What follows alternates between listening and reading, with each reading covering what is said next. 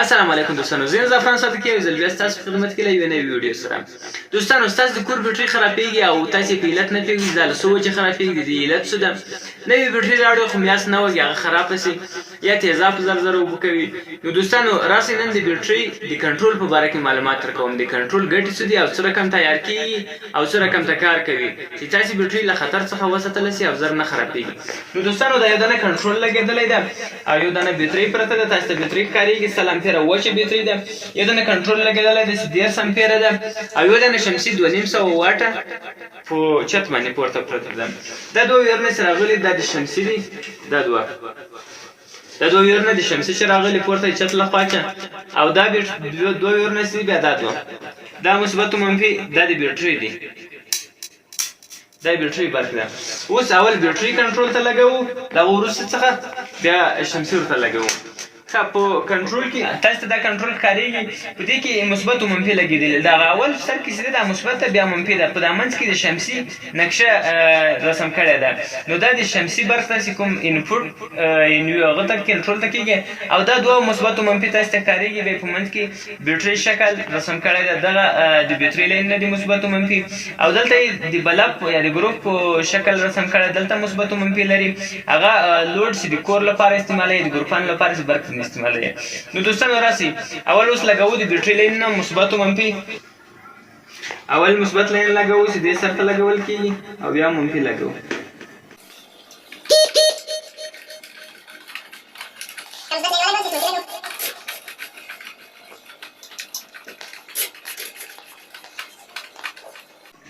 په بیټرۍ کې 11.3 وولټه برق ده. د ګروپانو خواته هم لوډ ځینې سټارټ دی خواته او دلته اوس شمسي لاین نه ده لګېدلی. دا دوه لاینونه چې ده د شمسي ولګېدل او دا دوه لاینونه د بیټرۍ ولګېدل. په بیټرۍ کې 11.8 وولټه برق ده اوس، ځکه چې له شمسي څخه برق ور روانه ده. ویکتور تاسو ته علامه ښکارېږي دا برق ور روان ده او دا دوه لاینونه چې دي دا بټنونه یو مثبت ده یو منفي ده. دې باندې کته پورته اشارې کېږي او دغه ویکتور چې دواړه خوا ته راګرځېدلی دا ته مینو بټن ویلی شي. دا مینو بټن ده.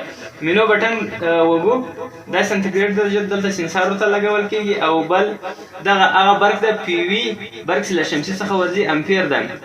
7 امپیره برق دلته ای ورته لیکلی. 7 امپیره برق له شمسي څخه اوس بیټرۍ ته روان ده او دغسې ده دا لوډ چې د ګروپانو خواته تللی. نو ګروپانو خواته اوس شینې تړل شوي. لوډ یې 0 امپیر ده، یعنې دلته اوس شینې تړل شوي. ګروپانو خواته څومره مصرف کېږي هغه دلته ښودل کېږي. او بل داسې ده دا د شمسي ایمیج ده. دا د ګروپانو خواته ایمیج ده او داسې ده پی وي یعنې د شمسي برق چې پرې بندېږي پی وي آف ورته لیکلی دی. دا ویکتور چې کله بندېږي چې په څه وخت کې دا بیټرۍ چې کله ډکه شوله دا باید پرې بند شي. دلته 14.7 لیکلي دي. دا په 14.7 باندې چې بیټرۍ 14.7 ته ولټیج ورسېدل نور د شمسي لخوا چې برق ورباندې کټ کوي. کنټرول وظیفه دغه شی ده. او دا چې کله دی د ګروپانو خواته لوډ شروع کوي 12.5 پورې برق راسي نو دی شروع کوي سټارټوي. او کله چې دی بیا د ګروپانو خواته برق ورباندې کټ کېږي چې 10.1 ته بیټرۍ ورسېده ولټیج چې دې ته ورسېدل نو دی په خپل اتومات په ګروپانو باندې برق کټ کوي. او دا یې دلته لیکلي دي چې 40 ګنټې د ګروپانو لپاره دی باید خلاص وي برق. نو بیرته د کنټرول سر مینو ته رالو. اوس یې تاسو ته دغه د کنټرول د معلومات درکوم چې څومره مې تاسو ټیم کوي او کوم اندازه باندې په خپله ودروئ. 14.7 د کمپنیو په هغه باندې ولاړ ده چې له شمسي څخه برق راځي او 14.7 ته بیټرۍ ورسېده او برق ورباندې کټ شي.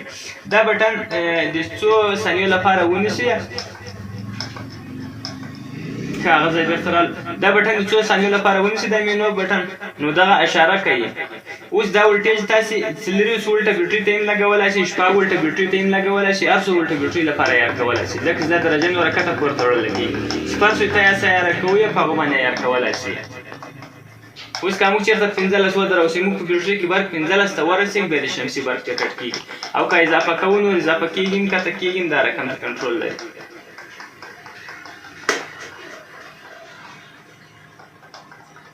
نو موږ یې په 14.7 د کمپنۍ په حالت درو